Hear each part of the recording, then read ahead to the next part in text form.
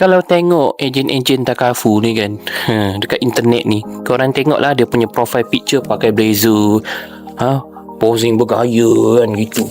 Lepas tu ada yang mengaku pakar kewangan, perunding something consultant. Okay, fine, tak ada masalah, sebab itu memang cara you buat bisnes lah kan.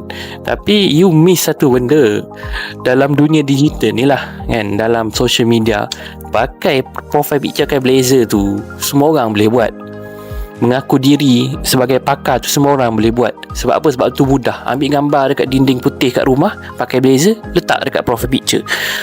Lepas tu tulis caption pakar. Senang je. Tetapi satu benda yang tak semua ejen boleh buat, tak semua ejen boleh ada, iaitu website.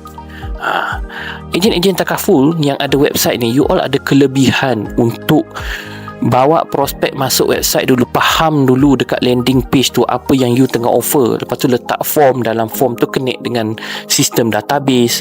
Lepas dia masuk form, dia isi detail, dia pun bawa kepada WhatsApp. Itu nampak lebih profesional, nampaklah macam pakar. Pakar apa ke benda kan, duk mengaku pakar dekat dekat alam digital ni, tapi website pun tak ada.